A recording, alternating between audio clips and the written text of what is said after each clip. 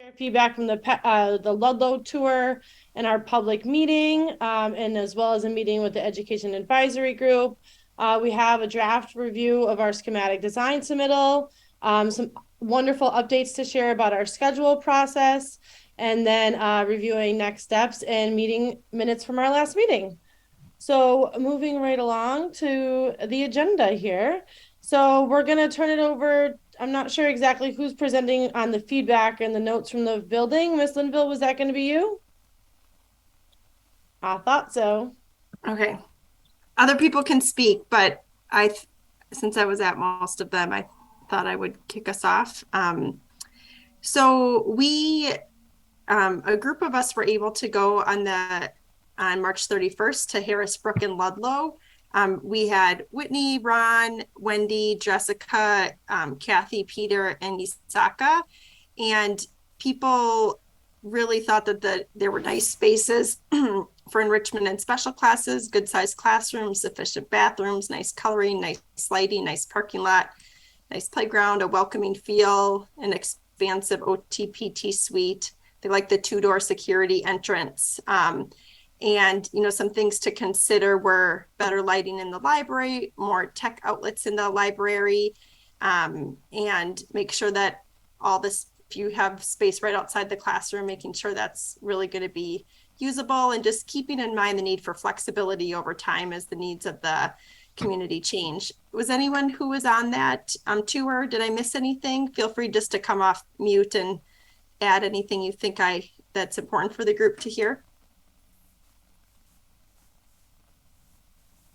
Okay, and we have a video that's just got posted to our website today, and I emailed it to you. It's a really good 7-minute tour of the Marlboro School, and Frank speaks in it, as do Josh and Anthony. It's really terrific. I encourage you to share that with others. Aaron, Mr. Collymore had some comments. Oh, thank you. Yes, dealing with security, I understand that the offices, when you come in the front door to the right, the offices are always left open to go in and talk to people in the office. Is there any other security that should be looked at in the school? For example, if you close the door and the students are in there, can they get out in emergency? Or are they locked in for a certain time where only emergency people can let them out? Should I answer? Either you or Frank, doesn't matter. I can. Well, yeah, there's a lot of options when it comes to security, and we've only had one preliminary meeting with the life safety group within Holyoke about some ideas that they've had, but it goes into great detail on how the security system will work, who has access, how the lockdowns happen, how which equipment we're using, how many cameras and where we're putting them.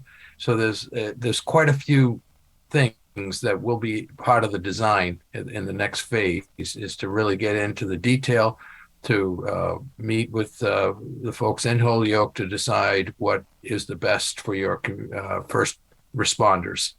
And that's really how we formulate it. We don't have the answers now because there's a couple of different answers for each of your questions, but it will be tailored to the needs of Holyoke. Thank you. You're welcome. We had 2 public meetings on April 5th and 10th. I know a lot of people think there was just 40 people at the public meeting on the 5th, but we counted and there was actually 61 people, with a lot of city leaders and leaders from this group too. So thank you for those who were able to come to that. And in general, some questions about safety, demolition, construction, transportation. Don't like the current PEC design, but like this new proposed design. And then questions around funding and emphasis on the importance of a middle school for that meeting. And then there was a 4:10 meeting that was on Zoom. We had fewer people attend that one. I think we probably, I'm trying to remember, we probably had between 8 and 10 people, including a city councilor who weren't like HPS staff members there. And there were questions about the interior courtyard, sound mitigation, heating. There was a preference for having more than one option for fuel as prices change. Questions about lockers, they were happy about that. Accessibility. So anyone who was at either of those meetings want to chime in with anything important that they heard? No, I think you covered that pretty well. Okay. The only other thing was some comments about art storage from a really dedicated past Holyoke Public Schools art teacher. So her feedback was appreciated. Yeah. And then we had the Educator Input Advisory Group. So as you'll remember, this is a group of between 12 to 15 current middle school educators in Holyoke, and different comments. They shared, a lot of them were able to go to the school visit. So they shared those comments, which are in the notes. And then, they really liked the design, the updated design that Mount Vernon Group presented. It was the second time they had seen it, and they saw evidence of ways that Mount Vernon Group was able to incorporate their feedback. And, was overall like pretty just happy and excited about where we're going. So that's the update on those input meetings. Appreciate everyone who attended and was involved, and appreciate Mount Vernon Group for taking their input. We still have a survey out for people and sent an email this week, so people could still review designs and offer input. And then that's input that we can keep and carry forward past the schematic design. It's not like it's other input for later that would work too. Thanks. Thanks, Erin. Margaret, do you want to lead us on the draft review of the schematic design submittal and vote to authorize the 4C notification? Yes, and I'm gonna pull up a slideshow. You will be able to see me, but I won't be able to see you. So I just would ask that somebody sort of monitor whether hands are going up that I can't see. So we have about 15 slides that summarize different parts of the goings on of the last couple of weeks. So let me just pull that up. First, I'm gonna share my screen.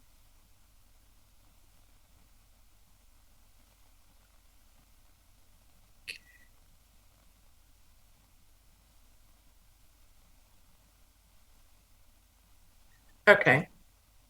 So just to get right to it. So just a reminder about where we are. So hopefully everybody can see the schedule slide.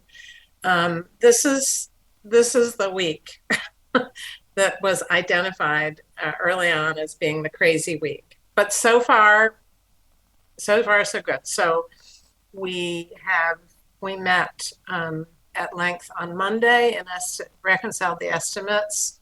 As Erin was mentioning, we had these meetings. This is the meeting we're in now, and where we're headed tonight is to determine whether the committee wants to authorize me to tell the MSBA we're moving ahead. So the biggest update that is in the rest of this, I don't know if you guys are seeing my little make this go away. So there has been some more planning around what's going to go on with City Council. So we had established a date previously to present the order to City Council on the 18th, which is still in place. Now, actually, as of within the last hour, we have confirmed this date, April 26th, for the presentation of the Finance Committee. And then there are several possible dates for follow-up if needed. The goal for the City Council to meet to vote on the funding right now is June 6th. And there's a backup date of June 20th. In the meantime, the MSBA board would vote on the 21st. So that all falls out from this moment here, which is about the MSBA process. So just a summary and an apology, actually. Aaron very quickly, when I sent this out as a draft, pointed out that this number, this $85 million number, I listed in my email as 82 million. So that was a mistake.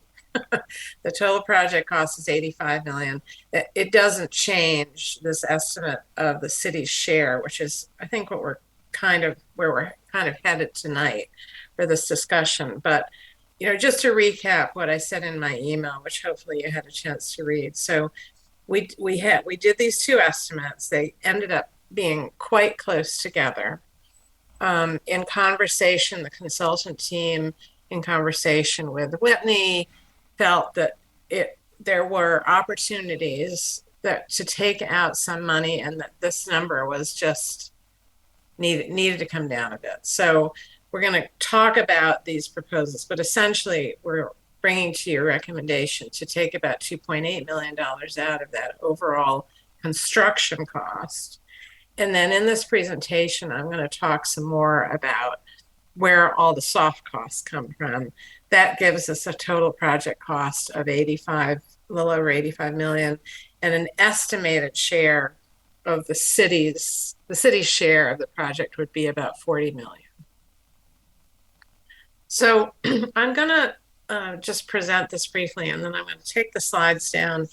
And I want to give Mount Vernon Group a little bit of a chance to see this, but I thought it would be helpful, because these numbers are higher than what was discussed at the time of the interviews. I wanted to sort of make this comparison. So here on the left, this is taken from Mount Vernon Group's presentation. So this was based on their sense of what it would take to do this middle school in this location. And you can see that kind of across the board, all of these numbers are higher.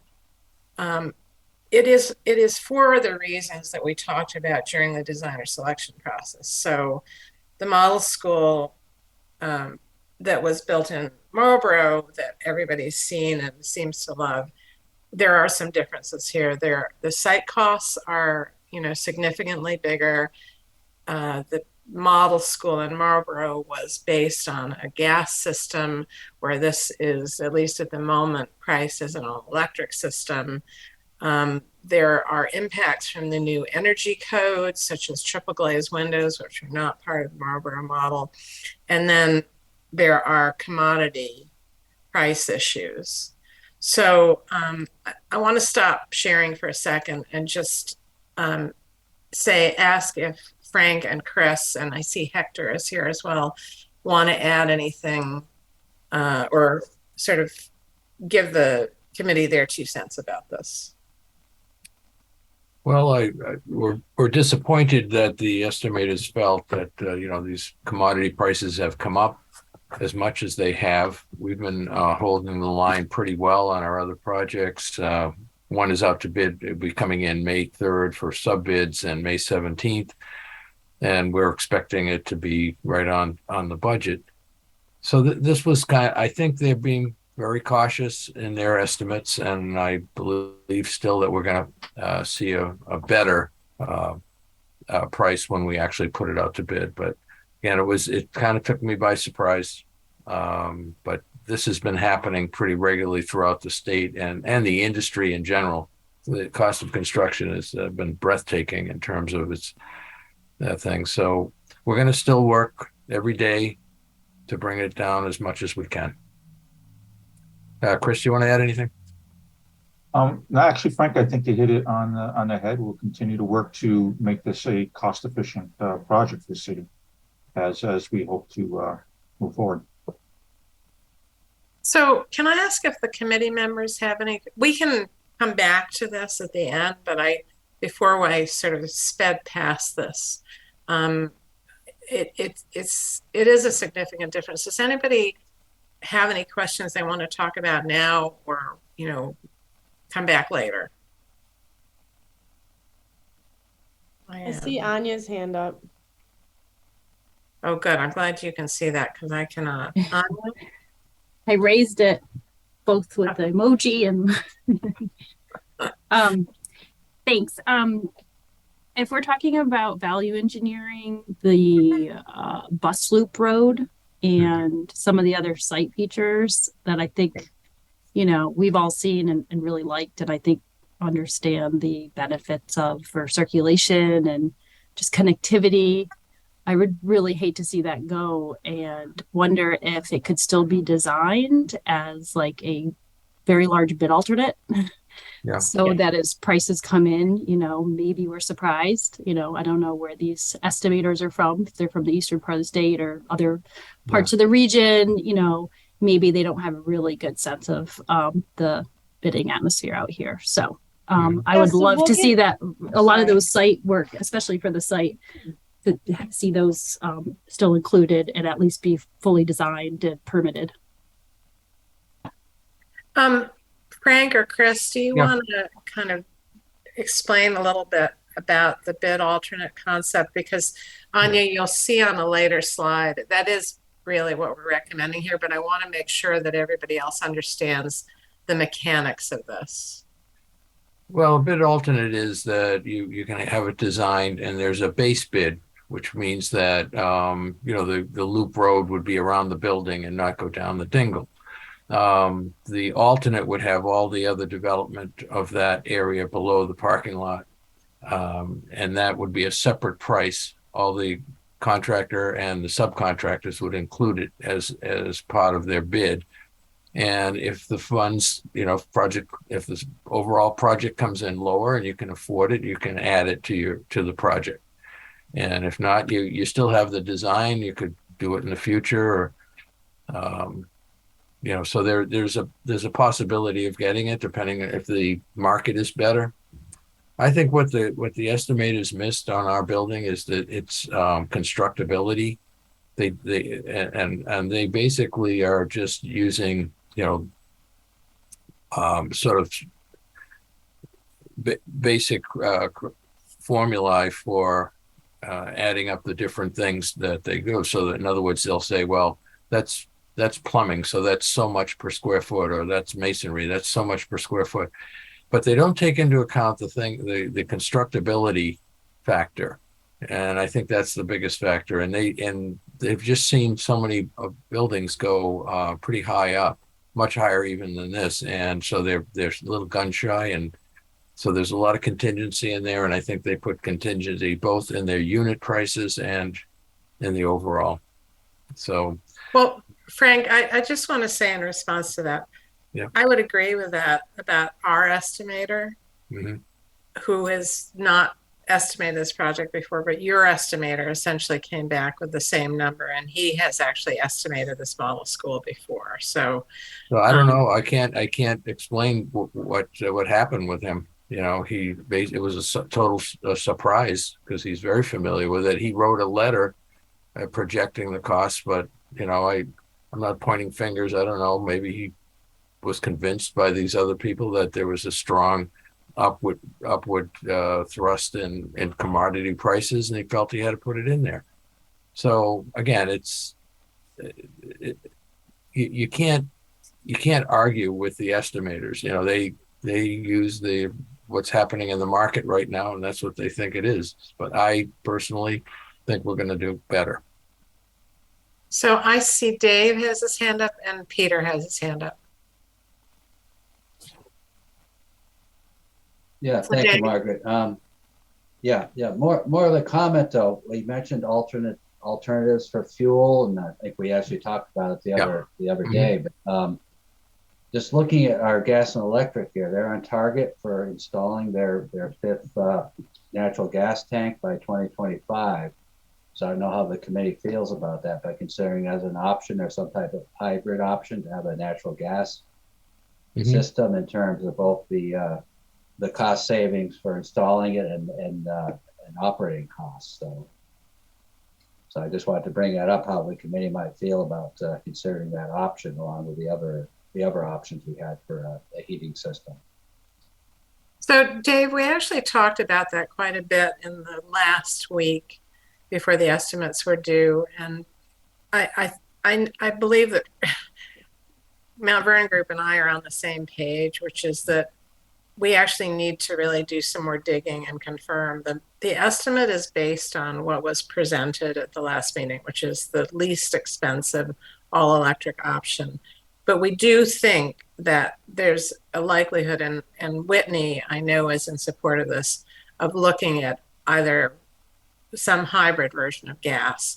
We didn't put that on the value engineering list sort of above the line, but it's definitely on the list below the line. And so, for instance, if we found a better cost-effective solution to the building systems, and that took $1.8 million out of the project, we would then be able to say to the committee, do you want to sort of keep, for instance, the site, the road connection in? It isn't, in doing this, we're not absolutely defining what the scope is. We're absolutely defining what the value of the deal is with the MSBA in terms of a dollar value. So I want to make sure everybody understands this is by no means set. What we're trying to get to is a number that is safe for the city to sign an agreement with for the MSBA. And the reason is if the cost of the project goes up higher later, which, just to be clear, the consultant team does not think will happen. But if it were to go up higher later, the MSBA won't participate at all in that cost. And it would require you to find other money or potentially even change your bonding arrangement. So that's kind of what's driving this moment in time, is getting to a number that you can comfortably sign an agreement, a funding agreement with the MSBA. So Peter, you had a question. Yeah, thank you, Margaret. Mine was basically on the same idea. I know we talked about the gas portion and possibly using that as a savings at part of the building because gas is going to that building now. So Yeah. that was my main concern, is trying to save. And Margaret, on those numbers you showed on the screen, of course, I think everybody's surprised how much they went up. And I'm just saying on the city side, we were talking, just recently about 35 million possibly, and going up another 5 million is quite a bit. So any way that we could try to make some savings or somehow to find out if we can, funding wise to get better, because I know we're going to be receiving this next Tuesday at our full meeting. And then I know we have an aggressive schedule to talk about it in the finance committee, but I think, we're really going to have to do some work as far as trying to convince, the not just the council, but the community, what we can do to try to get this in a cost-effective, way in the future. So, but that was basically the same thing as David said, the gas portion of the sort of hybrid, if they could use that to make some savings. And I just talked about the value or the bidding, the second bid. Is that for the road from the high school parking lot, basically to look at another option? Yeah, I'm actually going to show a picture of that in a couple more slides so that you can see. But essentially what it would mean is all of the work that is sort of around the building would stay intact, but the connecting road that goes down to the high school and the site work that's associated with that would be delineated as a separate bid package and would not be in the base bid. It would be, as Frank was saying earlier, what's called an ad alternate. So you can price it separately and decide if you want to do it. Okay. So Josh, you had your hand up. But then it went down. Actually, I was just reviewing the agenda and seeing if, because I know Councilor Tommy was just kind of talking about how and the paying part, the funding strategy, how we're going to pay for it. But I don't know if we're going to talk about that later, or would now be a good time for Rory to kind of chime in and share. Well, so can I say, what I would like to do, if you guys will bear with me, I have a couple of other explanatory slides, and then we're gonna. I actually have. I don't see Rory, but he's probably here.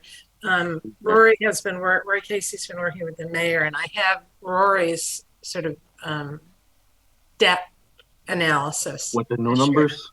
You got it with the new numbers? Yes, with the new numbers. Margaret, Mr. Collmore had a question. Sure, Mr. Collmore? Yes, Margaret, on demolition, uh, where is all this material going? Is it going in some lot in Hoyoke, or does it have to be shipped out to Ohio for some reason or other? We're putting it in your backyard, Calmore. Fine, good, I need it. I'm joshing you. Yeah. Well, so what we're doing here does not determine that. What determines that is the person who gets the low bid for the demolition project. So I can't answer that.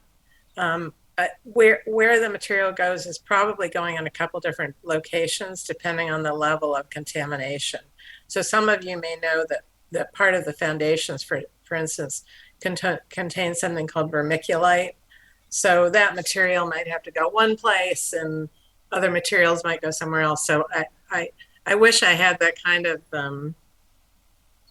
ability to protect the future, but I don't right now. If anyone's looking for clean fill, let us know. I'm talking clean fill. I don't know if the superintendent of Board of Public Works is involved in this project, but someone in the city should look at where we can put this clean fill rather than taking it if it has to go to Agawam or some other place like this. Is there any place in Ohio that we can utilize that clean fill? It's a great question, and we will sort of put that on the list of things to follow up with others in the city. So thanks for bringing it up. Thank you. All right, I don't see any other hands. Am I missing anybody? Okay, so I'm going to go back to my presentation here if I can. Okay, so we've talked about this, and now my screen. Okay, so this is just to dig into and explain a little bit this value engineering approach. So as Anya brought up, you know, there's a couple of choices here in terms of taking cost savings. The road to the high school, and I'll show you a picture of that in just a minute, as well as the first four items here, are all things that could be deleted or bid as an ad alternate, which, you know, we just talked about. This one, reducing design contingency. So when we did the estimates, we used 10% of construction costs as a design contingency on both sides. What that is really doing is putting a number, a kind of buffer in the estimates for the fact that it's a very early stage of design. And so I think in any case, you know, we would definitely recommend doing this. And one of the things we're going to come back to at the end of the meeting is I'm going to ask you to discuss and let us know if you would concur with doing this as part of the notification that's required to the MSBA. So I wouldn't actually articulate we're doing value engineering for this amount or what's in it, but I would basically say we have found this level of savings, and therefore the project cost is as it was summarized. So just to understand what is proposed for the landscape piece, Mount Vernon shared this diagram, which shows this part of the site, which is light, is what would be the bid alternate. Frank or Chris, do you want to say anything more about this? Go ahead, Chris. Yeah, so this area would be bid as an ad alternate or a deduct alternate. Talking with our landscape architects, determining that, you know, eliminating the road, the sidewalk, the lighting, the plantings, and creating development will result in a substantial savings to the project, about 1.8 million, as Margaret has shown. So this is something that we can look at if the bids are unfavorable. It does not affect the project, the circulation of the site, the educational program, et cetera. So in the early stages, it's a very likely way to start saving money at this point. So again, I'm trying to sort of move towards I think what everybody really wants to understand, which is what does this mean in terms of financing? But I just want to recap this to sort of explain how you get from the construction costs that we're talking about to the project costs. This is a very rolled up summary of that. So there are the big numbers are there's a little over $10 million, which is a combination of the fees for the OPM, the architect, a whole slew of other consultants from geotechnical to abatement to actually one of the bigger items recently has been the kind of insurance, what's called builder's risk, which the city has to carry when a project is being built. And I could explain a little bit more about that, but that's a roll up. The fee item is something that is not stuff, it's services in a nutshell. So I've grouped all of those here, and there are probably about in total 10 or 15 line items that make that up. Then in the budget, there's also a budget for furniture, fixtures, and equipment. In this case, it's based on a cost of $1,850 per student body of 550. And then there's a value for technology, which is in this case based on $1,600 a student. The MSBA reimburses about 2/3 of that. And these numbers I've determined for budget purposes, working with Susan Taylor, who you remember meeting, who's Mount Vernon's interiors person. So then in addition, there's a construction contingency. Now, construction contingency is for stuff that comes up in the field, essentially. So, some people are likely to ask, so what if what are the additional costs in the field? Well, that's what this bucket is for. And then there's this so-called owner's contingency. I tend to call it a soft cost contingency. This is for what you might have to pay for additional fees for various things. So for instance, let's say for some reason the construction period runs longer and the contracts for the consultants are limited to an expectation of a schedule that is, this happened a lot actually during the pandemic. Construction projects were delayed. I'm not saying that's going to happen here, but again, this is that value. There's no commitment to spend this money. They provide buffers in the overall project. I will say on the construction contingency, I want to point this out because, typically for a project at this level, we would use 5% construction contingency. But in fact, I think one of the advantages of having a model school, a big advantage, is that because the architects have built this building a couple of times, their historical record has been 1 or 2% on the model school. So here we're using 3. So this number is lower than you would see in a typical project. So that's the kind of overall roll up of how you get to the 85 million. And then I want to also mention, because I think it's important for people who are concerned about what there is in the budget that protects the city. These are pulled from different places. These two you just saw, the construction contingency and the soft cost contingency. But within the hard cost, there is also this design contingency, which I talked about, as well as escalation. So overall, and I'm not saying this project is inflated by this much. This is a sort of very typical approach, standardized approach to doing this. I want just to let people know that there are values in here that protect the owner from the unexpected or changes in direction in the project. So now, this is, I think, what everybody really wants to get to, which is this work that the mayor and Rory have been doing on how the city would go about paying for this. And this was revised as recently as today to reflect this higher number. So I'm gonna leave this up and just ask whether it's the mayor or Rory who wants to speak to this, if Rory's here. Hey, Rory, are you there? I am.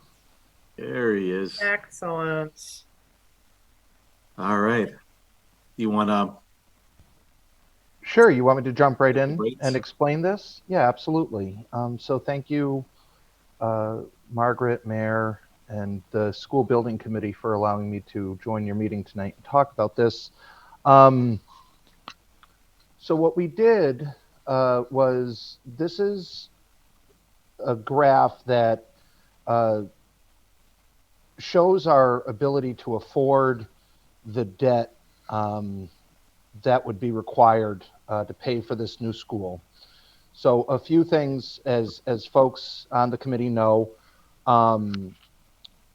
once the project is approved, and if the debt is authorized by the council, they have to authorize the whole amount of the project. And so that will be in front of them next week. We don't actually bond. We don't take out the long-term debt service until the doors are open and all the reimbursement is come back from MSBA and students are attending. So the first payment actually wouldn't take place until fiscal 27.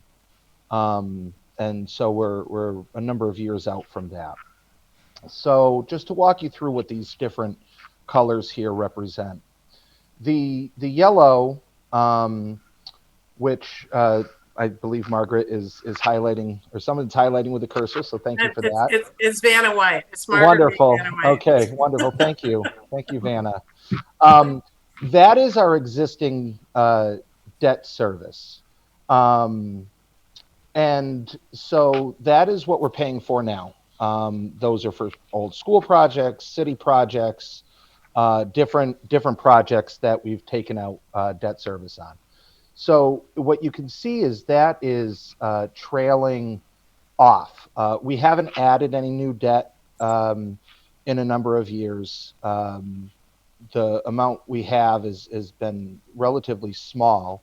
And since the Mayor Garcia has taken office, knowing that building this school has been his number one priority, he has sought alternative funding sources.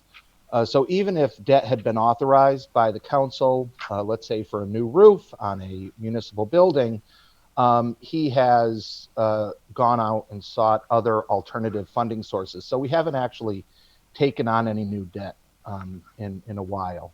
And so that's why that number is trailing off. Now, we know that now based on the schedule of debt from Hilltop Securities, our financial advisors. What the red represents is once the new debt comes on. So this is a combination of, there, it's back now. That's a combination of what our existing debt and the projected debt service for the new school would be.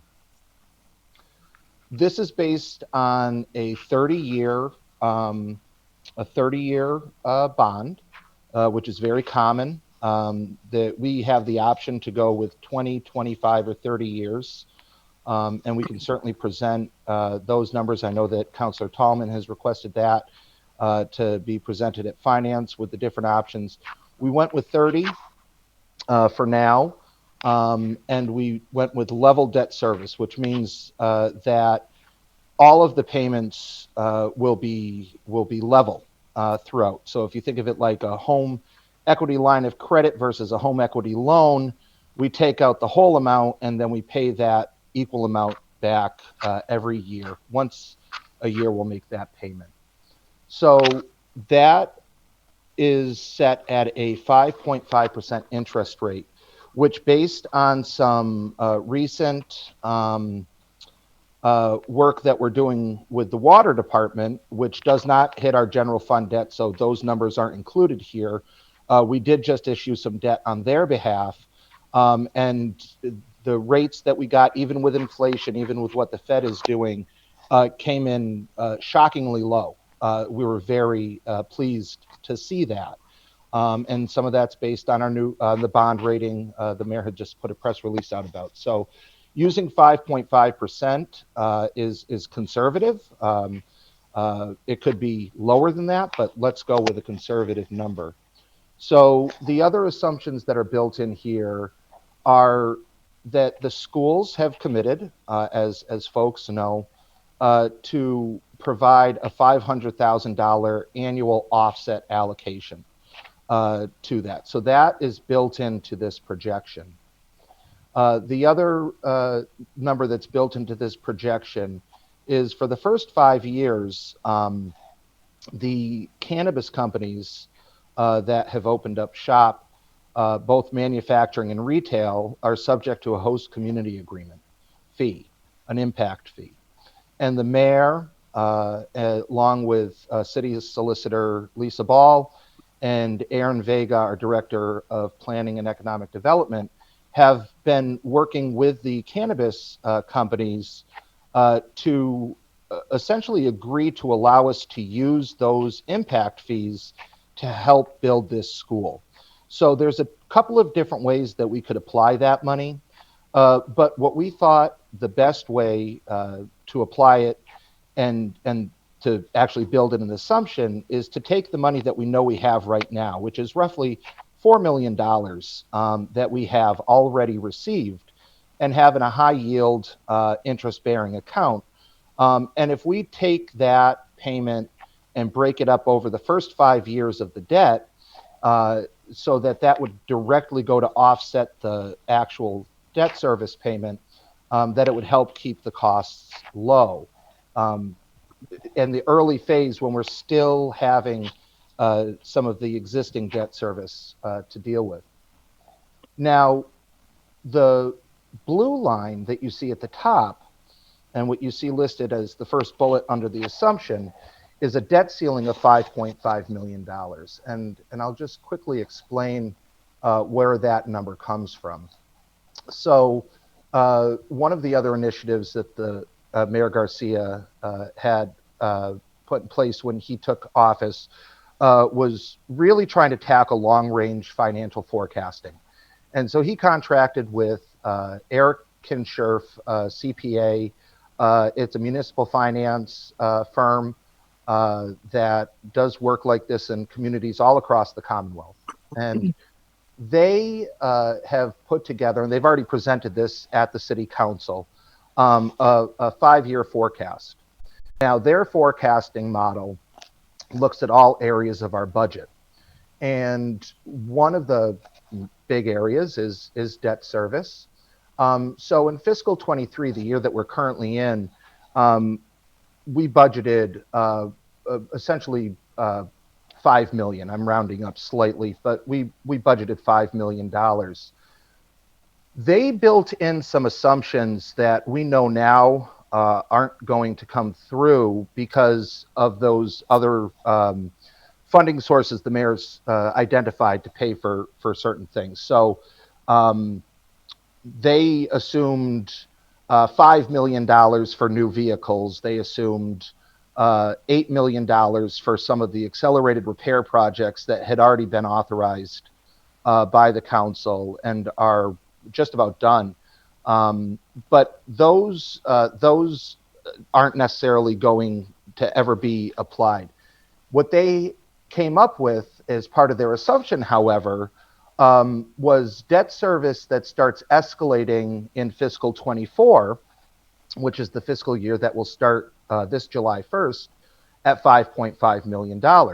So even though we know we're not going to budget that number on July 1, we've already submitted our debt service numbers to the mayor and to the auditor, we felt we should use that number because what that does is it allows us to remain conservative, stay with the assumptions that were built into this long-range financial forecasting, which showed we could afford $5.5 million starting next year. And then moving forward all the way to fiscal 28, they have that assumption up even higher than that. we kept it level funded at $5.5 million. So we're calling that our debt ceiling.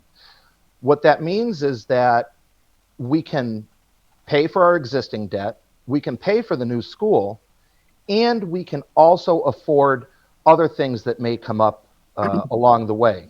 A new pumper truck for the fire department.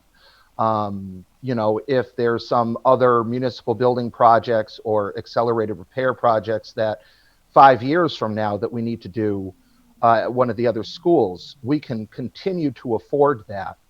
And that's what this represents. And so I feel like I've talked quite a bit, and I'm happy to answer any questions if there are any.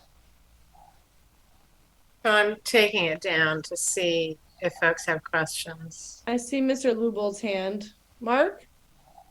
Yeah, thanks for the presentation. I just had a quick question. Why does the red line jump up in like 2032 and not continue to follow the yellow line Yep, in a downward trajectory? That's a great, Margaret.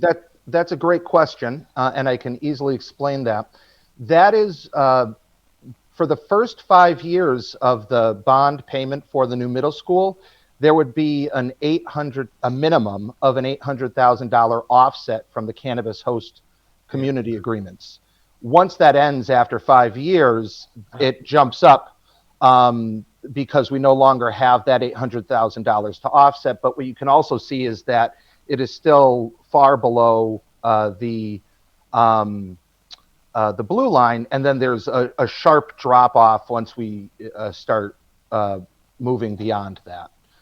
When our debt, I mean, we have a pretty steep drop between fiscal 32 and 33 of our existing debt, and so you can see that kind of drop as well. Yeah, just so I'm not sure if everyone knows, but the recent municipal bonds came in at like what 2.5% or something like that. That's absolutely right. So that would be substantial. I mean, anything less than the 5.5 would be, would be great. Yep. And this is just looking at, this is not even taking into consideration other revenue or funding sources that we've been talking about internally. This is just like if we were going to take it on, considering the 500,000 contribution through the school department, including, this pot of money pot money. Well, we call it here. We call it pot for peck. The pot for peck, where you see that initial drop, and then we kind of go up. Okay. But other revenue sources, we're also looking into areas where we're trying to expand our capacity a little more. That we're not. It's like what's being presented here is conservatively, not assuming other potential that we have that can even offer greater flexibility in how we're keeping up with our annual debt obligation. And then you see that blue, we have been putting in place strategies to keep up with large capital investments so that we step away as much as possible from this historical practice of just borrowing for everything every time we need something. But if we do have to borrow anything to keep up with something that might happen 5 years from now, like you see the debt capacity that we have to draw from, and then even afford to keep up with the payments of that. So it's I know folks have been asking for a while how we're going to pay for it. This is it. This is the plan, and a plan that we hope and look forward to present to the council. Yeah, no, I was happy it falls in, in the budget, and the interest rate's conservative, and hopefully those contingencies won't be needed, and we'll have a even smaller bond to pay back. So and that's a great point, Mark, because in addition to the 5.5% interest rate being conservative, we assume this $40 million number is the ceiling. We expect that to actually go down, especially with the way that the school building committee is looking at having two different packages, one for the demolition and then a second for the construction. And with the demolition happening first, there's a very good possibility that we may be able to pay for the demolition, still benefit from the MSBA reimbursement, but be able to pay for that without ever having to take out any long-term debt for that portion of the project at all, because of the neighborhood that it's in and the importance to taking that hazardous site offline.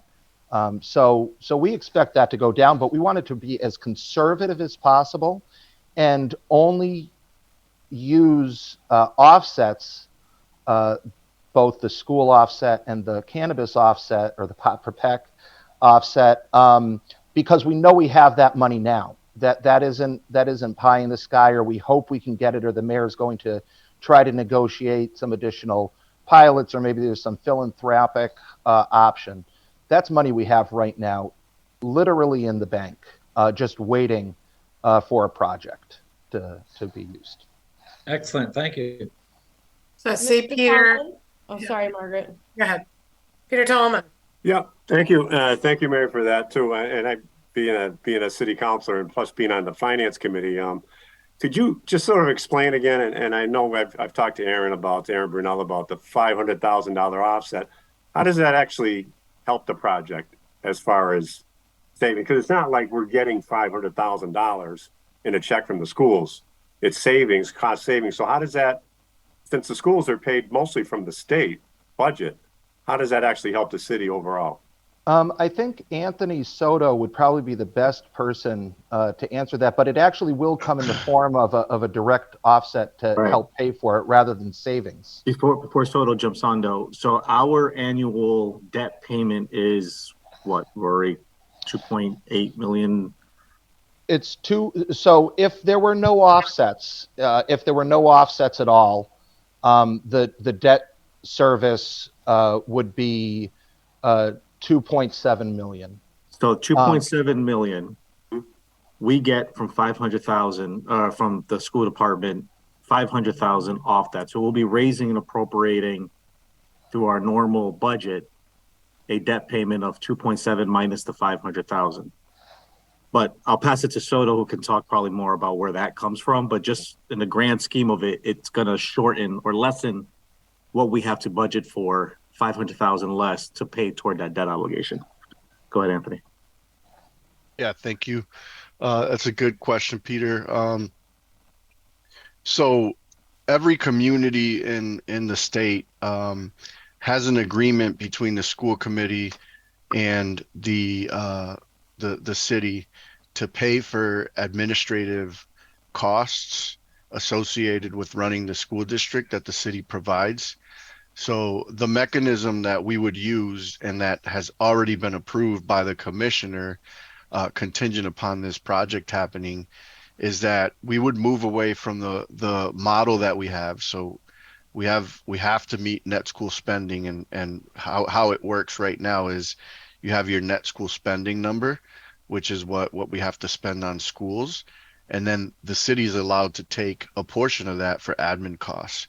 So what we had discussed doing as a mechanism to contribute $500,000 to this project is to increase the amount of funding that the school department is paying out of their net school spending appropriation for the admin services. The state has a per pupil rate. So what we have right now, our agreement has been not a negotiation, but the way we fund that admin agreement has been the same agreement for a long time. The city and the schools have to agree to what that number is going to be. And if they can't get to an agreement, the state allows you to use this per student amount. We happen to have just about 5,000 students. So if we move to that model, it would add the amount of money that the city can take from the schools, rather than appropriating it to the schools to meet net school spending, that they can then divert that funding elsewhere. So if we kept the agreement the same and didn't build this project, then the amount the schools are paying for admin costs would be pretty consistent. Once this building is in place and we are seeing the efficiencies, we can move to that model.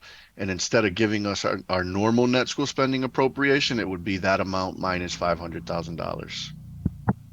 Good, thank you. One more for the mayor on the cannabis funds, and then Rory said there's $4 million now in the bank, and you wanted to use that, and you know as well as I do, it's, you know, the council, my colleagues are going to say, well, there's other things that we could be using this money for. So how do you bring that to us and say, no, this is going to go towards the schools and maybe not for a road project or a sidewalk project or repair of a building? How do we get that across to the council?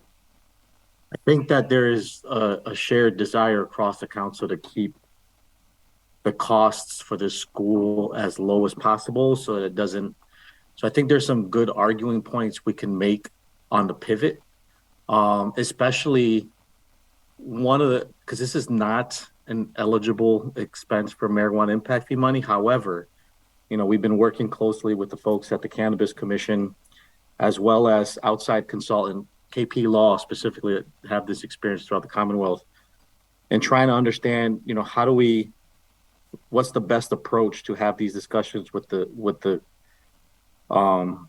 these cannabis companies, knowing that, and this argument has been coming up to council several times, that local companies are suing cities and towns because they're saying, where's the impact? You know, and so you have communities that are very reluctant to agree to spend anything.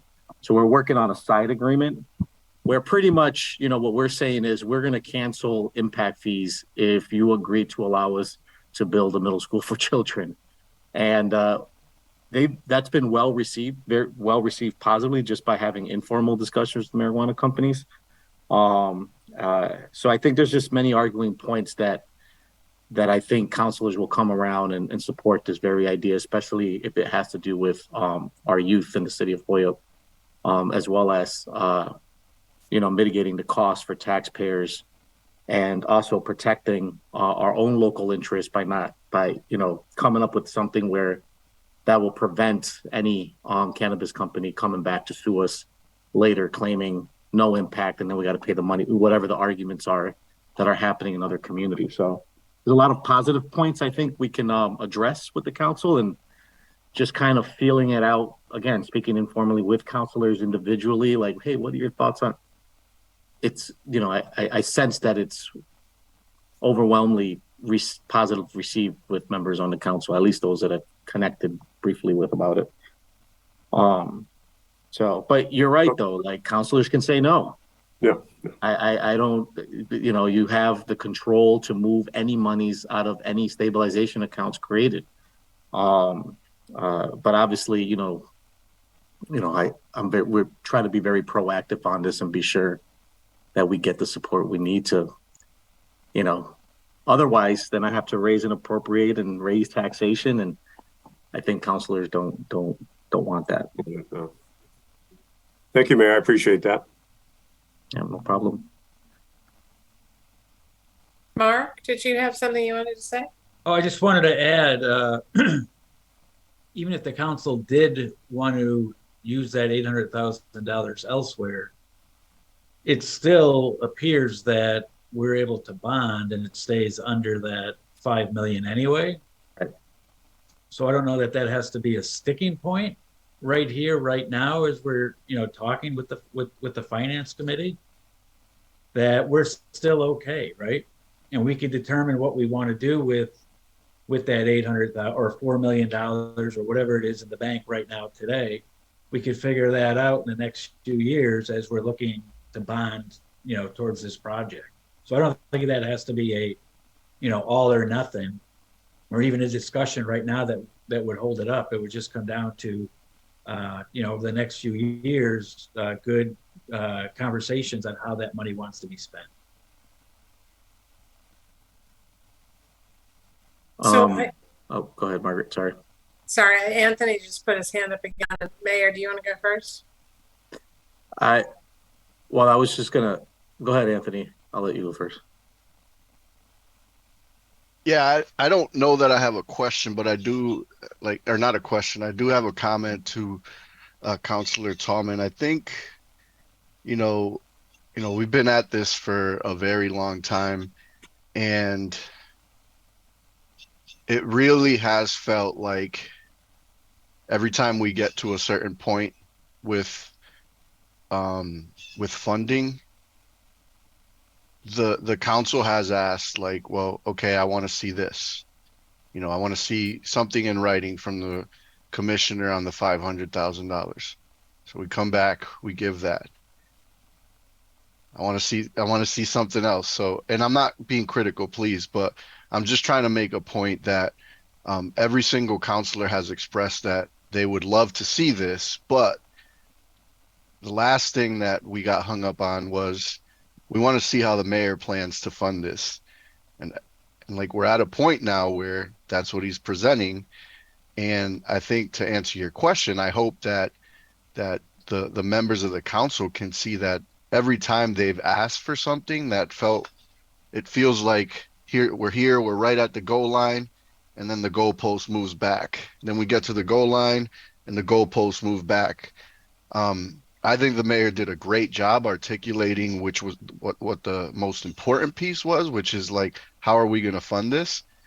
So of course, like we could also move the goalpost back again even further, but I hope that the council can see that everything they've asked this administration, and by this administration, I mean the mayor and his team and this building committee, everything they've asked us to do, we've done to get it to this point. And I hope that finally they can see that and move this forward. On that point, that very point, Anthony, earlier on in the meeting, you guys were talking about shaving some costs to lower the vote authorization dollar amount, which was like 2.8 million, was it, Margaret? Yeah. And so, and I know a lot of us, including myself, like you look at that road and the dingle and safety, and like, by looking at what's being presented, you would assume that we're eliminating the road. The idea is to go to the council to prove that we're doing everything possible to keep the costs low. And so by, going in there, here it is, here's a dollar amount. It was a little higher than anticipated. And because of that, we're now even thinking about getting rid of XYZ. But there is a great chance that the cost might be lower than anticipated. And if that's very much the case, or there are other strategies to make sure that we still get that road in there, among other things that were suggested about taking off. So even though it's being taken off, there's still every intention to still get it done. It's just, we got to just keep thinking more creatively and more conservatively to be sure that we can actually do it.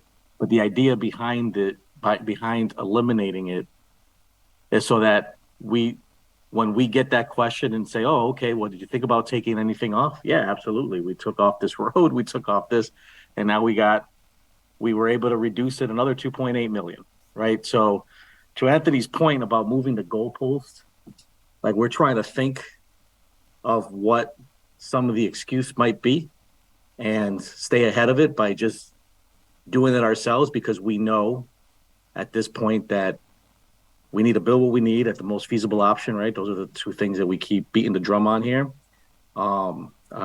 So there isn't any other excuses or opportunity to move the goalpost back a little even further.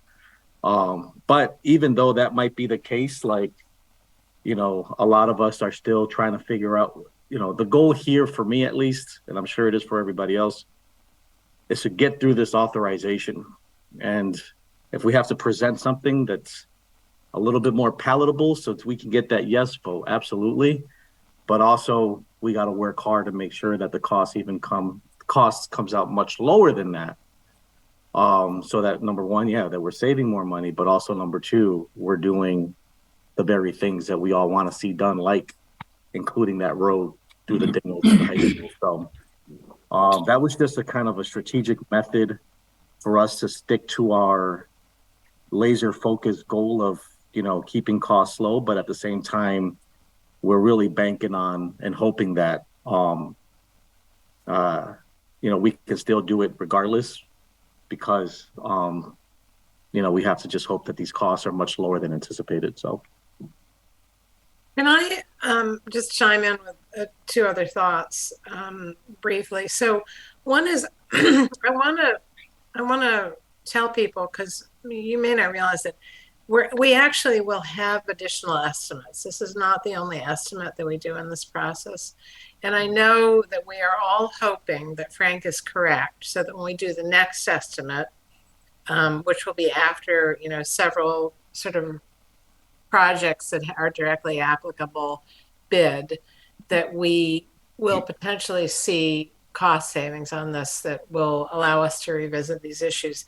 The other is that it's quite standard, I will say, for the reasons the mayor just described, for committees to get to this point and to identify some potential cost savings, even with an eye, as we're discussing here, to potentially be able to add them back, but to prove that as a group, the committee is being diligent about thinking about how to make sure that the project is on budget.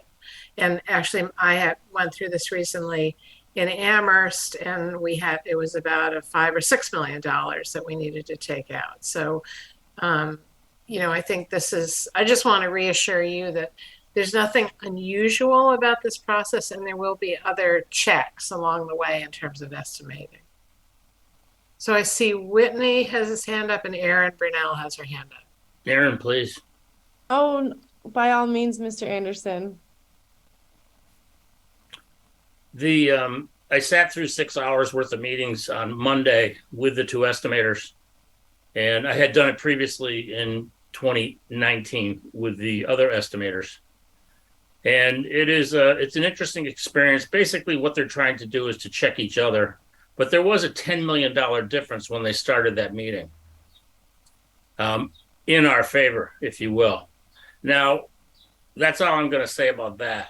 But in the last couple of years, I don't know about you guys, but every time I go to the gas pump, it's $2.50, it's $3, it's $4. Is it going to hit $5?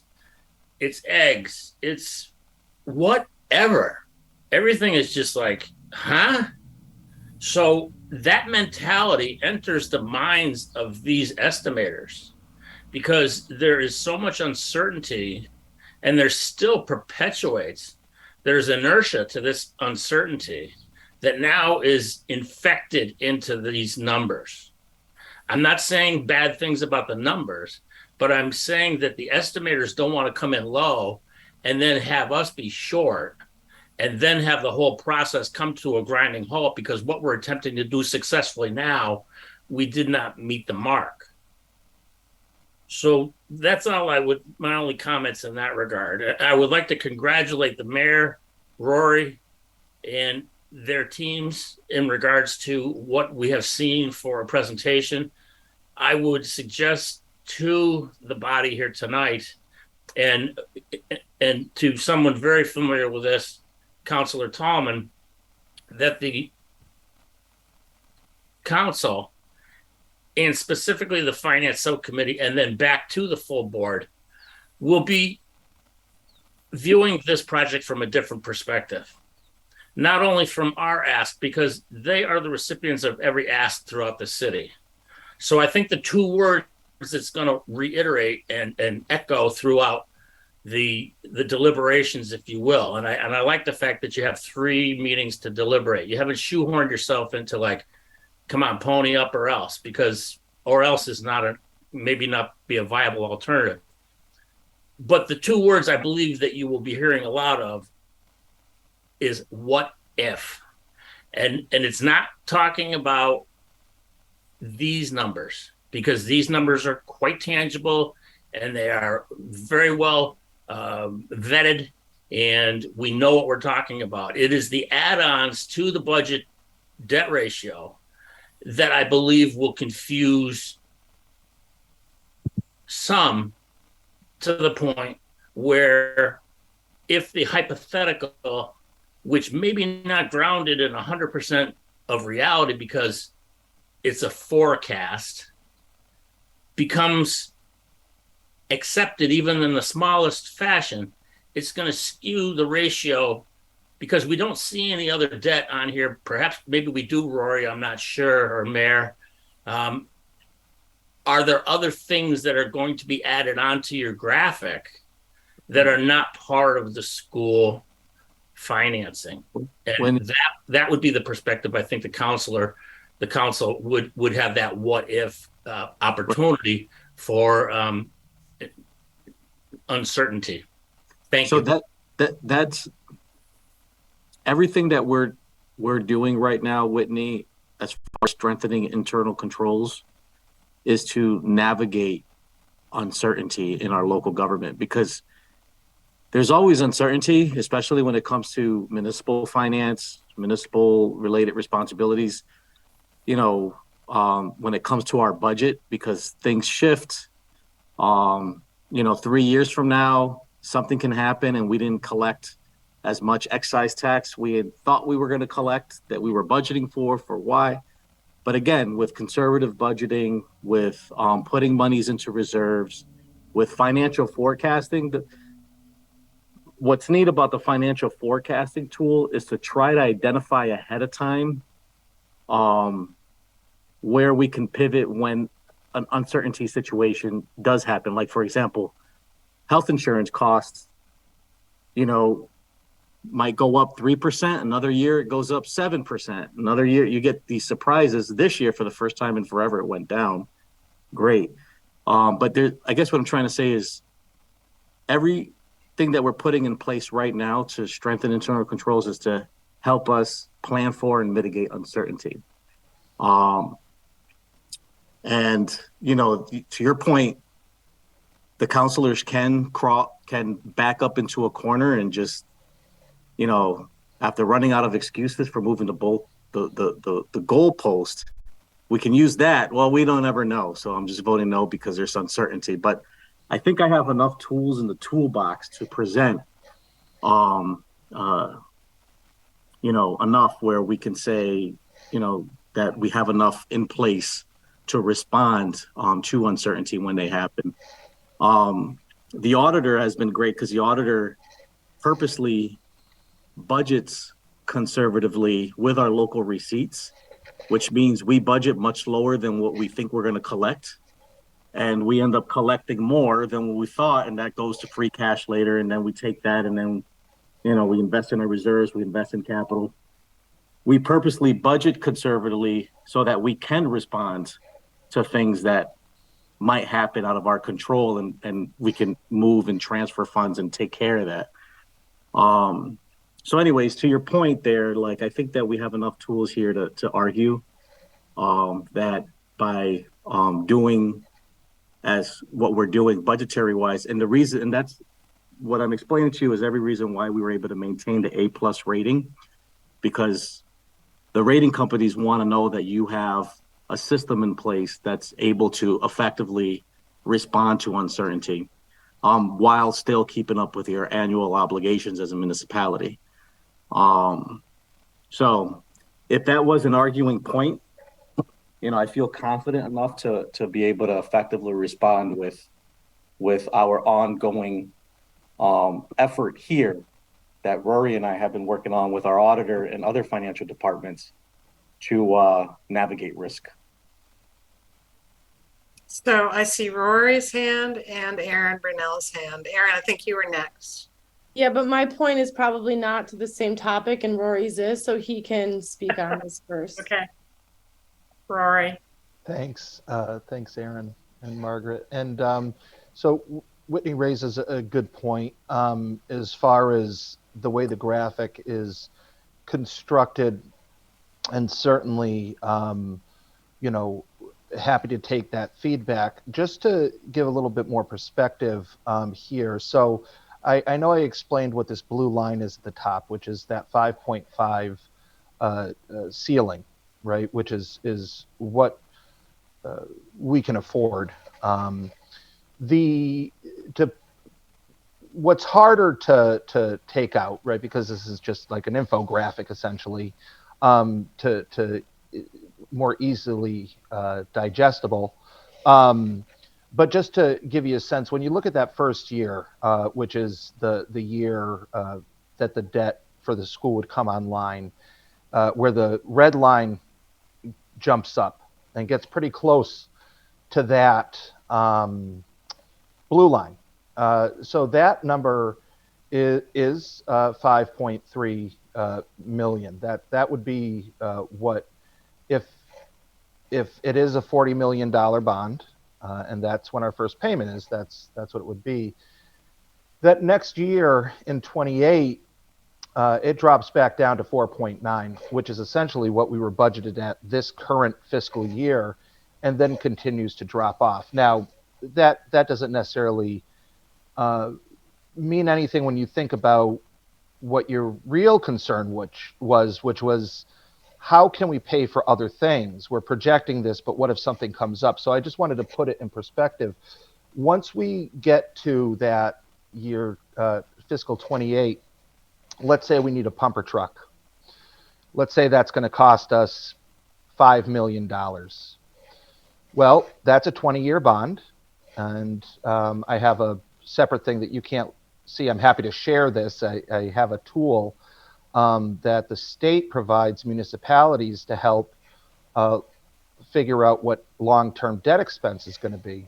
And so at a 20-year at 5.5%, that would bring us to another, $400,000 in debt that we would have to add.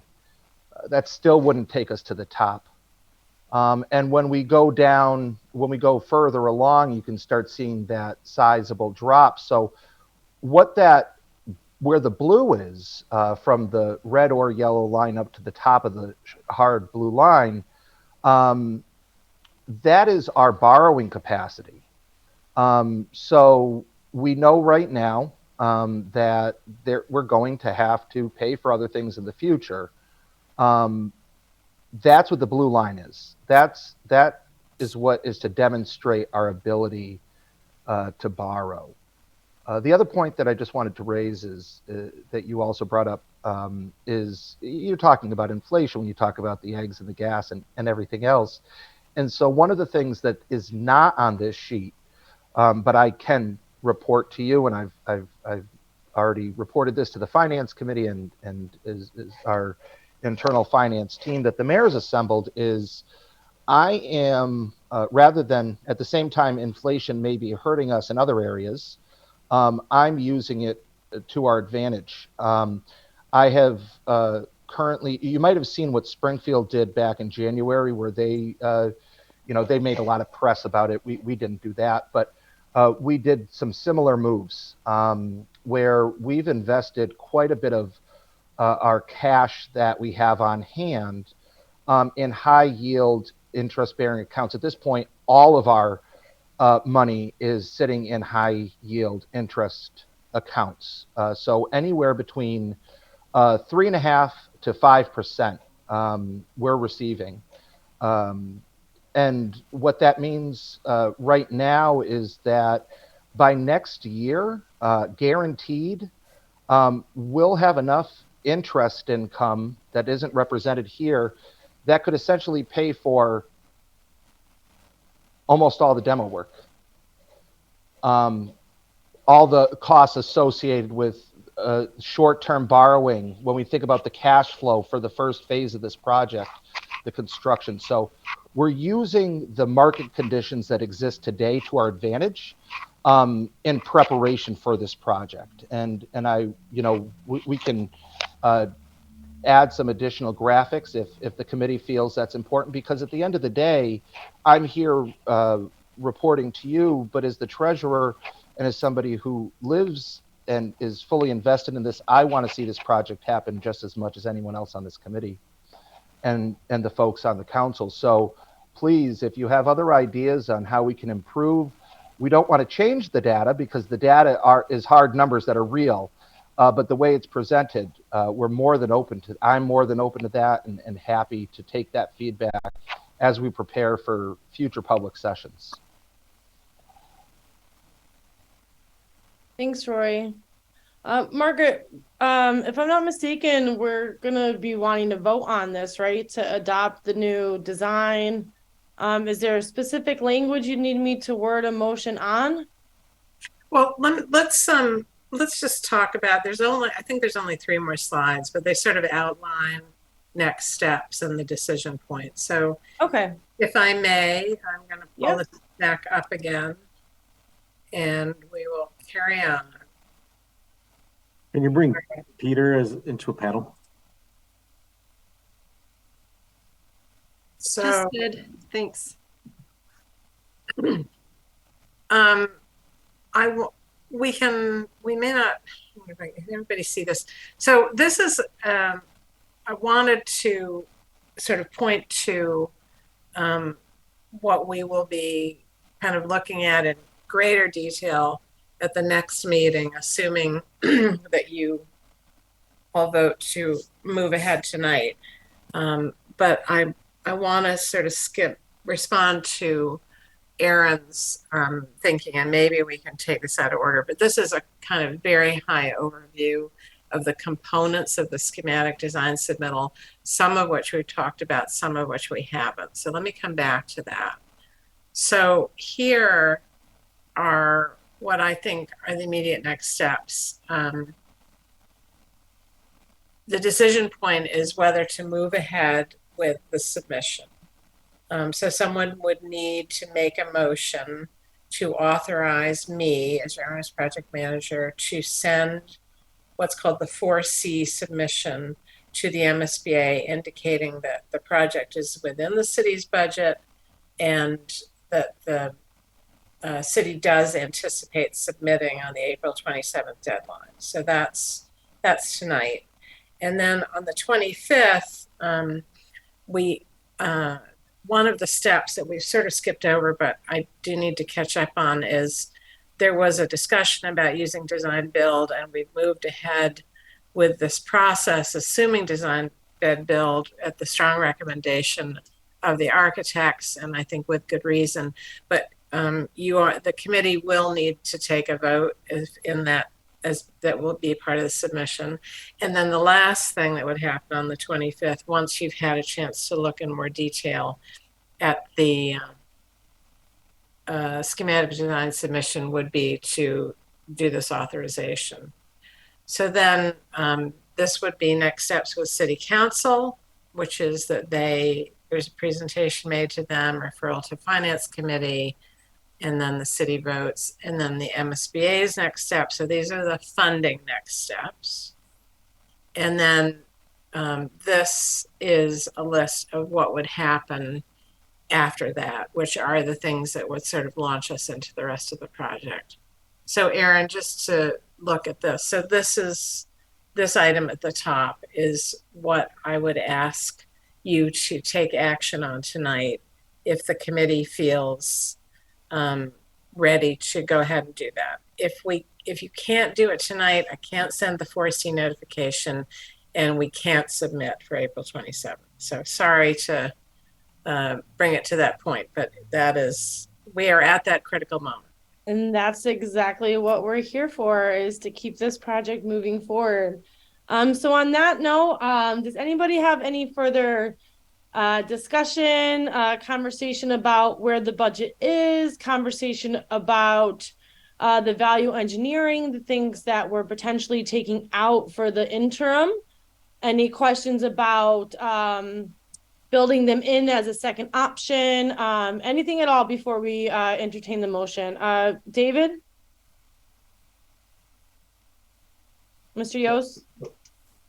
Yeah, excuse me. Yeah. So first, I liked, like Rory's suggestion, that we look for ways to fund this outside of entirely bonding it. If we get money from those investments and something like that to reduce the size of the bond.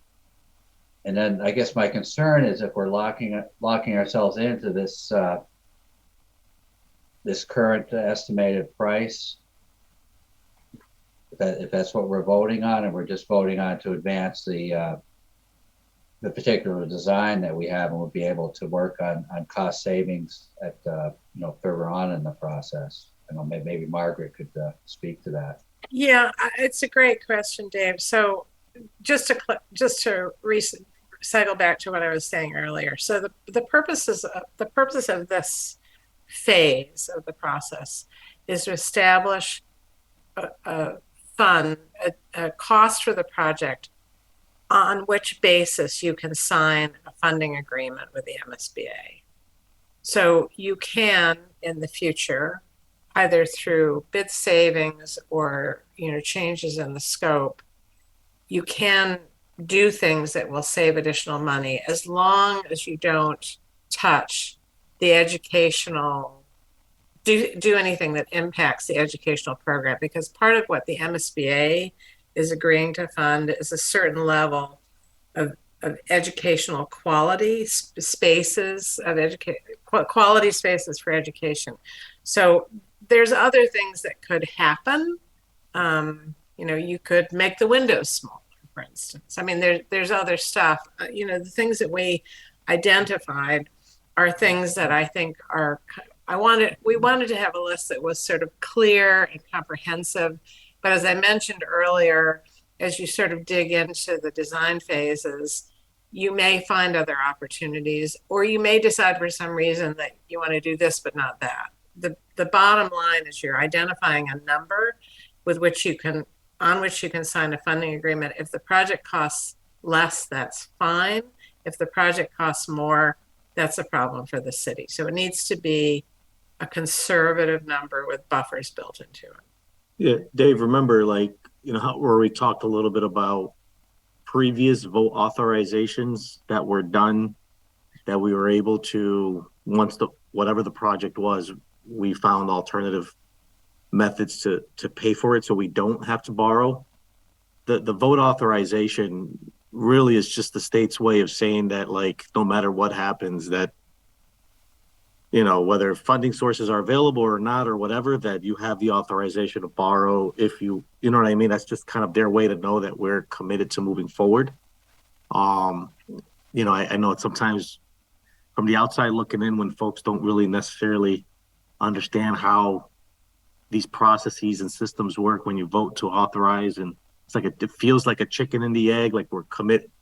That authorization doesn't mean that we're going to, you know what I mean? That's not, there's still going to be every effort made to keep that cost much lower, as close as possible to zero.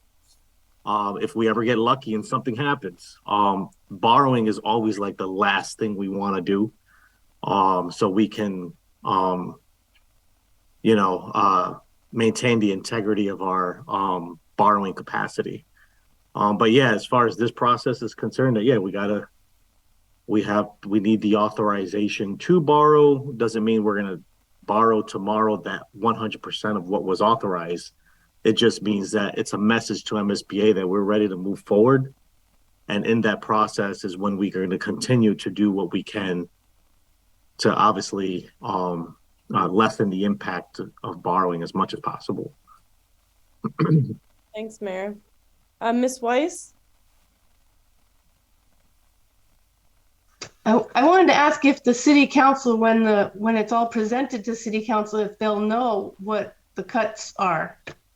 If we're talking about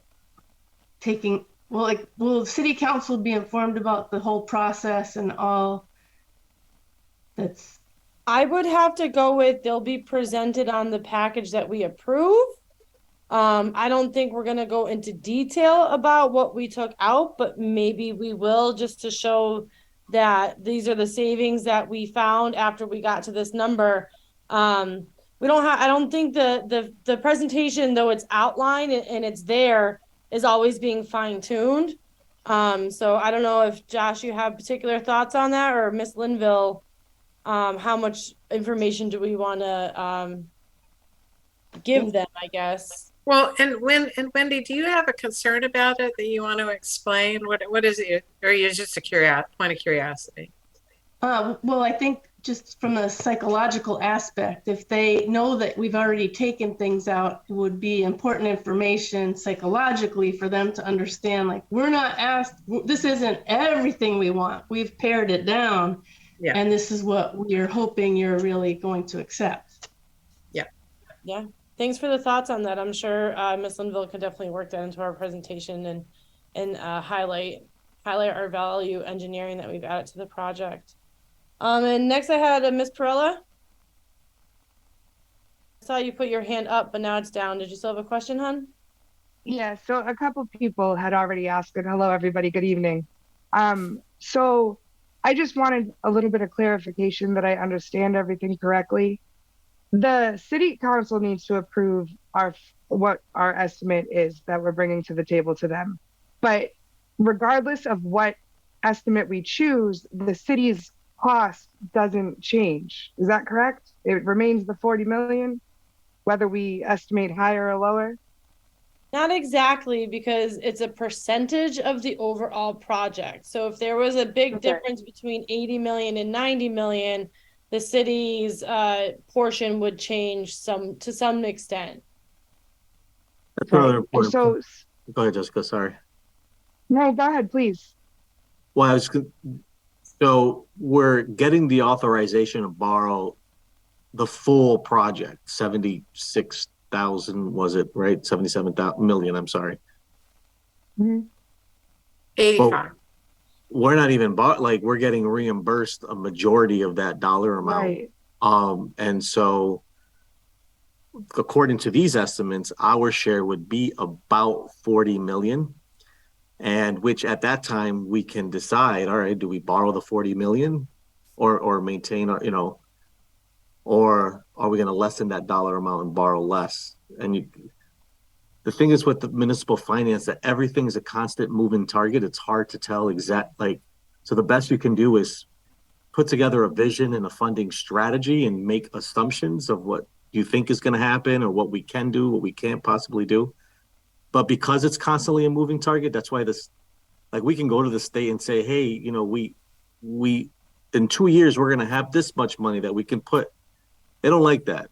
But if you know that you have the authorization, that's guaranteed. So one way or another, if the funding doesn't become available or something happens or an uncertain, that it's going to get paid for somehow and the authorization is there to move forward. So it's hard to proceed forward with a project when you don't have the authorizations, not just the authorization, but a funding source secured.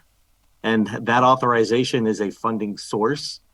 But as we progress with the project, knowing that we don't have to make our first payment till fiscal year 26, 27, that's where folks here at City Hall, we start to get creative, trying to figure out ways to lessen that dollar amount. But what we're presenting is conservative, assuming there's nothing. This is what our obligations will be. This is how we intend to pay for it. Best case scenario, all these other options come forward and that all of a sudden shrinks. But I think we're So that's my second point, if I can. So my second point is, I don't want to say the word shortchange ourselves, right? But if we go the lesser amount to pay for this, and I know you said we find a way to get the things that we're excluding, but in a sense, because we have reimbursement and because we're in a secure spot as like the city of Holyoke is presenting, wouldn't it be a little bit sensible to kind of overestimate and not use all that money? And it's just the approval for that overestimation is difficult because nobody likes to say they're going to pay more, but use less. So I'm on your side, and we talked about that, but ultimately what was decided was to lean more toward not giving, we want to prove to the council that we've thought about everything. We thought about so much that we've even taken these things out. No stone has been unturned here. We can go forward with it and not take anything out. But when they ask that question, hey, have you thought about taking anything out? And we say, well, no. We're trying to be ahead of it. Again, this is about proving. This is about really showing the council and the public that we heard you loud and clear, and we're doing every due diligence possible to. And what are the two things I keep saying? Build what we need at the most feasible option, even if that means we have to take some things out. Now, I feel confident, again, things can change because of uncertainty, that we can still do it, considering that we're budgeting on the high end. The estimators are coming out on the high end. And I'm hoping that we can really like still move forward with those. But again, this is about trying to get to the politics on the council. This is about trying to get that vote so we can go forward with this project. And Yeah, and I'll just So- add, the things that are coming out will not affect the quality of education that we're trying to provide to our middle schools here in Holyoke. And that is at the bottom of the most important topic here, right? So, we might try to change heating systems. We might not get to improve the dingle currently. Buses might have to go a different route, but we're not giving up art programming. We're not giving up the locker space. We're not giving up our educational plan. So at the end of the day, we want to build a new middle school to increase the educational outcome of our kids here in Holyoke. And as much as I want that road, trust me, it was a huge point for me, particularly because I see this as our one opportunity to improve additional space. And if we don't do it now, will the city ever do it? But at the end of the day, I'll cut as much as I can on the outside to make sure that our kids are getting everything they need to be as successful as they can for ninth grade, high school, college, and life, which is ultimately our goal here. So, and I think to your point too, Jessica, I just want to make a point and make it clear that you are correct. There is no guarantee that even though we keep these things as contingencies, there's no guarantees they will get put back in. We would need to hope for the budget to come in under budget to be able to get those things added back in. All right, great. So I'm sorry, did you have more? Yes. Go ahead. So my last point, because I'm not familiar with city council meetings thoroughly. So is there a way to present to them like the original estimate, and then if they have problems, like explain we have a plan B? So once we vote on our plan, that's the plan we're moving forward from. And this actually came up in our planning meeting for this meeting as well. And between the mayor, myself, Ms. Linville, Margaret, and the others that were on that call, we all decided that we felt as though as we've been putting in the work, we want to be the ones to make the decision, ultimately what we cut out. And it's really not the council's decision to try to trim what we present to them.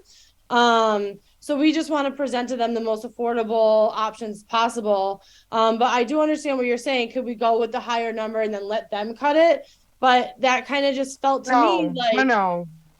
That's misunderstood. I don't mean to let them cut it. I like we talk like present the whole that we want. Okay, we haven't had a middle school in forever, and you haven't had a new school in forever. So here's your opportunity to obtain something that is being funded by the state, being funded by the city. There's security and the money to do so. And then there's options to get whatever funding is missing. So here's an opportunity at hand. The city council, all right, last time we were presenting 2 middle schools. City of Holyoke didn't want to pay taxes. There was no monetary value in the city to afford such a project. So here you are back at city council, which they have some knowledge of this. Even if they weren't all members at that time, they're not brand new. So now you're presenting to them, this is what we have. This is what we need. This is why we need it. And you have a good argument. We all do. The committee, the city, and there's funding there. So even if they didn't want to approve the extra, what I'm sorry, Mr. Rory had just spoken on, we can't afford it already. So I'm just on the other side. I have faith. I have faith. This city, there's so many, without even being like a citizen from Holyoke, you can see that there's reason and need for this to pass. So I know it's about the money, but instead of just automatically cutting everything, not that you're cutting everything, but like trimming down so much, is there not an opportunity that you can present it with like limited trimmings and then move forward from there? Margaret, can you pull back up the slide that shows the potential value engineering? I think it's important for people to see that it's very minimal. The main Yeah. thing is the road. And we knew all along that site cost was going to be a huge potential hurdle for us to climb. And it's the most money comes from changing the site cost. So you'll see right there, it's $1.8 million. The rest of the recommendations are pretty minor. Yeah. Pretty minor. Removing some planting, utilizing the current gas system for the kitchen, substituting some asphalt. The main whole thing thing- really is the road to the dingle. The There's whole thing already is a walking path there. And like I said, we just have to keep in mind that, as much as we all liked that design, we all knew the main variable on this budget was going to be site costs.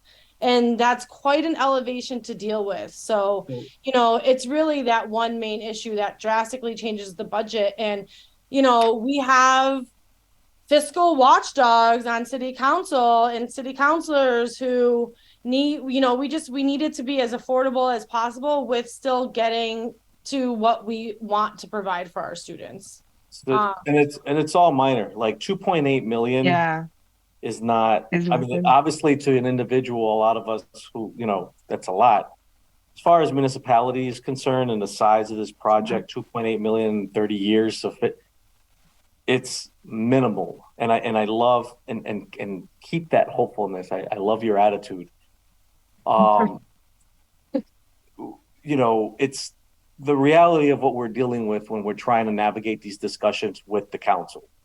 And so considering that, and this whole process all along to date, you guys have been keenly focused on at all costs as possible. I mean, I think even in the original design, we eliminated a portal indoor hallway or something, again, to keep the costs low. And so we're continuing to beat that drum to, build our trust and faith with this council that no matter what, even if it's pennies on the dollar, that we're considering all options so that's don't, you know what I mean? So that you can't keep coming up with that, keep using the word excuse. So to your point, yeah, let's present it with the 2.8 million. No problem. We can afford it. But we know the council long enough going through this. We've built a little bit of experience throughout the years to understand that it's more than just the dollars. There's more involved when it comes to a counselor's decision than what meets the eye. And so we're just trying to be sure that we're covering all angles so that when that question is asked, we can confidently say that we did our due diligence, no matter how little of a difference it's going to make. Understand. Ms. Limbo? So my last point. Oh, sorry. Go ahead, Jess. No, it's okay. It was just a fun thing. When we first started the school committee, I think it was Mark who mentioned that every community member could lay a brick, if everybody remembers that. So instead of a brick, we can all just plant a tree and take care of that 200,000 there. That's all. Thank you for your time. Love it. Thanks, Jessica. Ms. Linville? I just wanted to share that I think there's enough I really 100% think we have to stay focused on like getting the middle school building. We were 2-1 no last year. I know it's not to a public vote, but we're under tremendous cost pressure, which is why we chose MVG to build a good building at the best price possible. And I just feel like this current 85.5 million has plenty of buffer in it. There's $12 million in contingency costs. Rory's assuming a 5.5% interest rate. That's no more than double what they got in a recent bond. So I feel if I was a betting woman, which I'm totally not, but that we'll still be able to do the road, but it's really putting our best foot forward to council. And I know I'm not a voting member, but I so supportive of what was presented tonight. I think it's our best chance. Thank you. All right. I see no other hands raised, and there is also a discussion point within the motion as we take votes. So I will go ahead and entertain a motion that the school building committee approves our OPM, which is Margaret Wood and Answer Consulting. Sorry, I'm bad with names. That we are approving the 4C submission and the project as it was presented to us tonight, and that we agree that it's within our scope of budget and the city can pay for it. So moved. Thank you, Mr. Lubel. Can I have a second on that? Second. All right. Who was that? Was that Kathy? Yeah. Yeah. See, I'm knowing voices now. I love it. Okay. Any further discussion on the motion? Questions, clarity, concerns, anything at all, folks? Mr. Yost. Yeah, just to make my, I guess my last comment on this, I know I'm really very discouraged about how these estimates came in. You know, we had a really, I thought we had a really good number, and hopefully we can keep working on this. But you know, I think we should keep the process going. We've come this far, so I think we should go forward with this, and you know, keep giving our best efforts to get closer to that.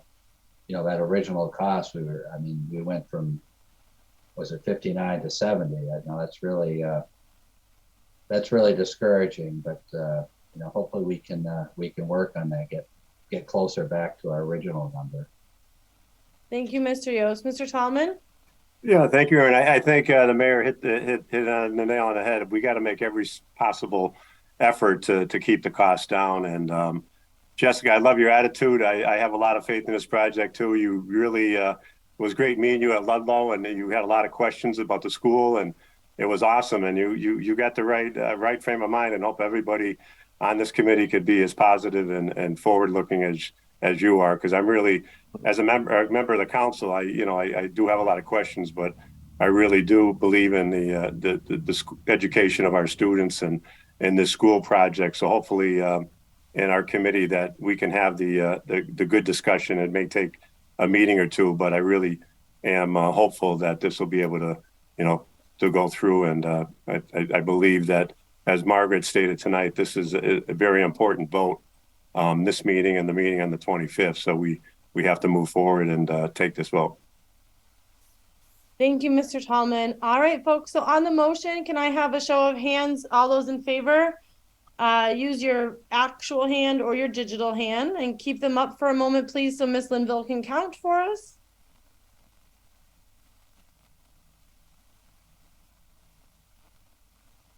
I think that's everybody with 14 yeses. All right. Thanks, everybody.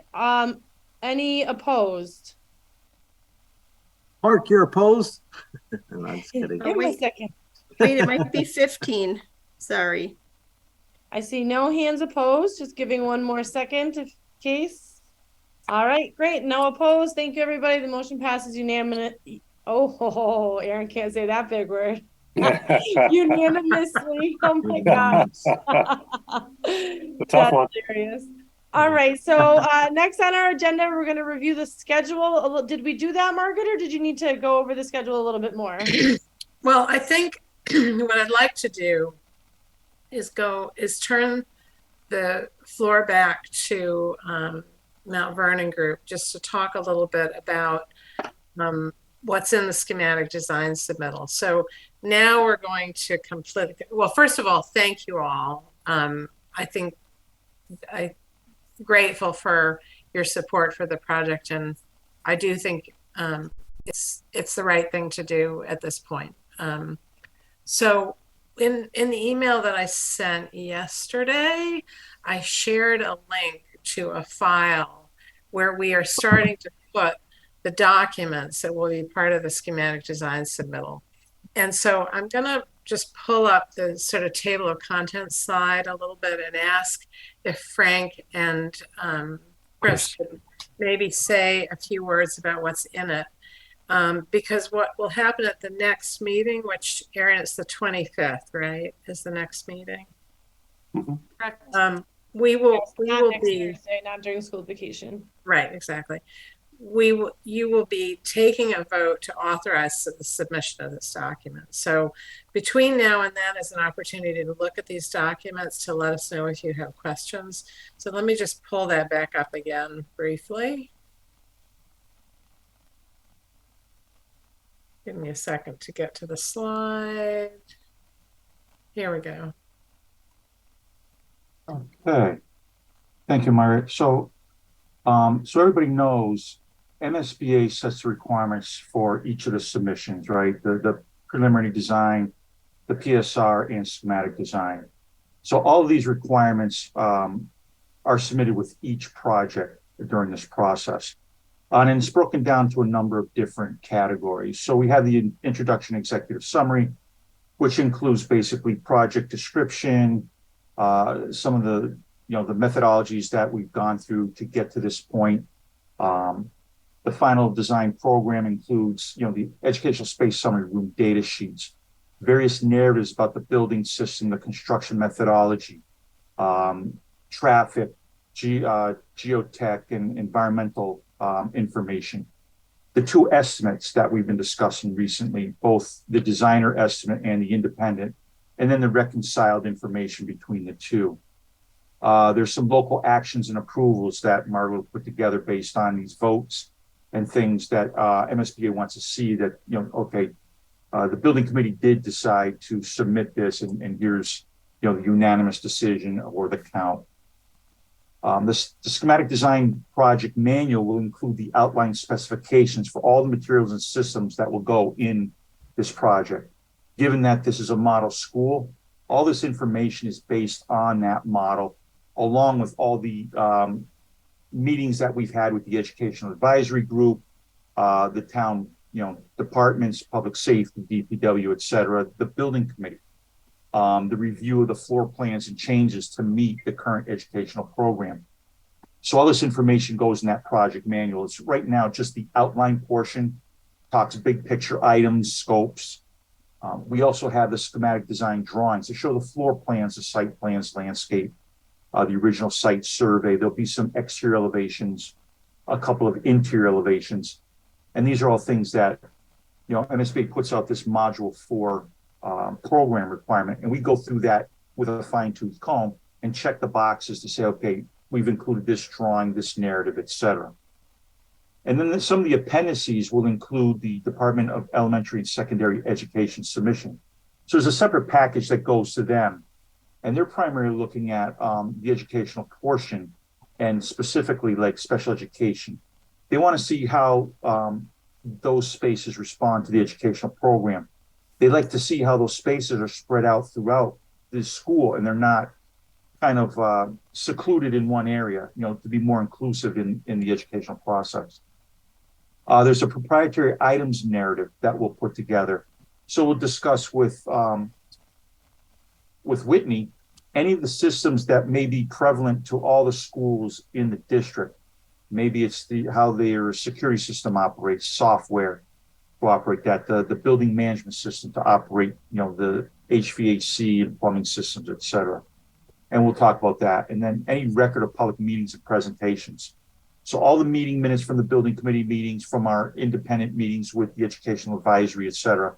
And then all these presentations that happen both with the building committee and the public, those are all going there. So it gives MSB a really good picture of the process of getting from the very beginning of the schematic design to the vote, to the submission, and how the city of Holyoke wants to move forward with a basic package. And I think, as Margaret had mentioned earlier, this will not be our last submission. It will not be the last estimate. This process will continue through the construction document phase. So more opportunity to have meetings, more opportunity to fine tune the plans, the scope, the narratives, and all the information that's going to be included going forward, and obtain updated cost information as we go through. So that kind of summarizes it. We've put a majority of those documents in the Google Docs folder. We've got a few more that we're updating and finalizing. Hope to have everything in there by tomorrow evening. The latest, there might be a couple of minor edits here and there, but what we'll do is through Margaret and Aaron, we'll let everybody know if we've modified a document and uploaded it for your review.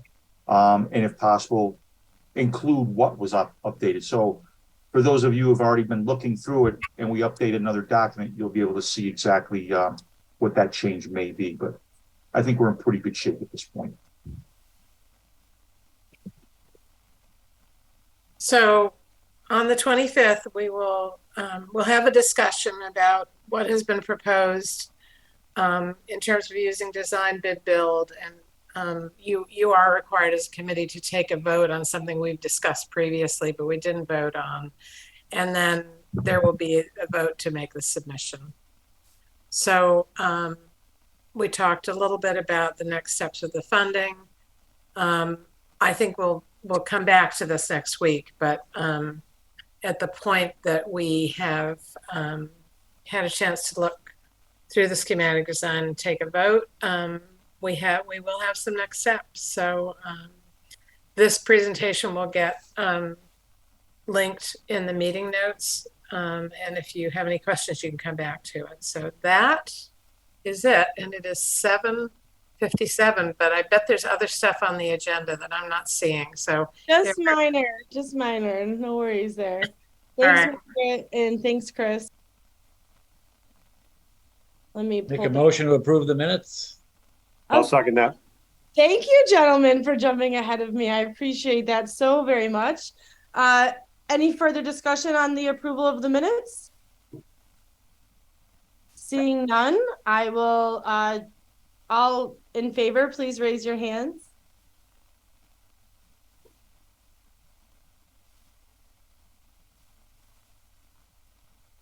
Okay. Thank you. Any opposed? Seeing none, thank you all. Just a reminder again, so Tuesday is the night that we go in front of council.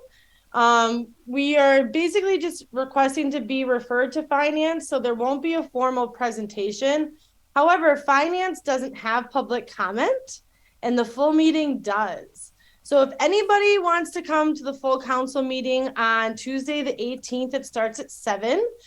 You can submit public comment ahead if you want it. If you're going to be on Zoom, you can submit.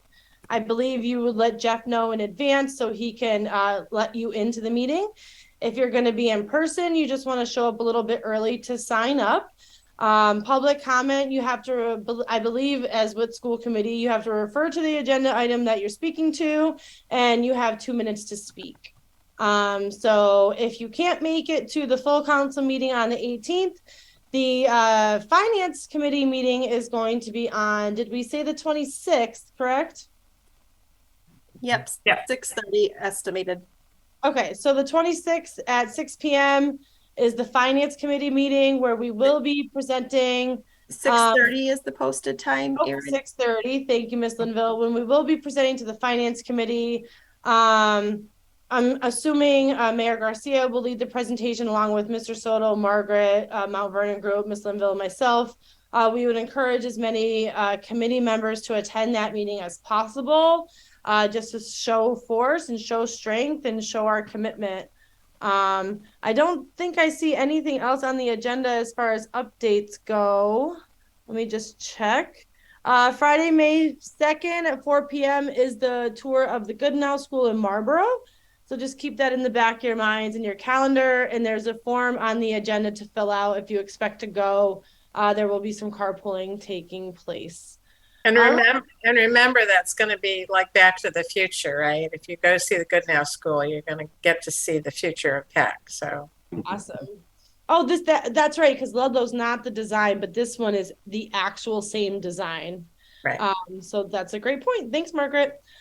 All right, guys. So seeing no other discussion at hand, I will entertain a motion to adjourn. Motion to adjourn. Second. Thank you, Mr. Lubold. Seconded by Mr. Tallman. Any further discussion? All those in favor? Aye. Show your hands, please. Thank you all so much. I'm assuming that's unanimous, so you can remove your hands. And any opposed? Seeing none, I will say the meeting is officially adjourned at 8:01 p.m. Thank you all for your time, and we'll see you again, if not at council, at our next meeting on the 25th. Have a good job, night, everybody. everybody. Thank you. Good job.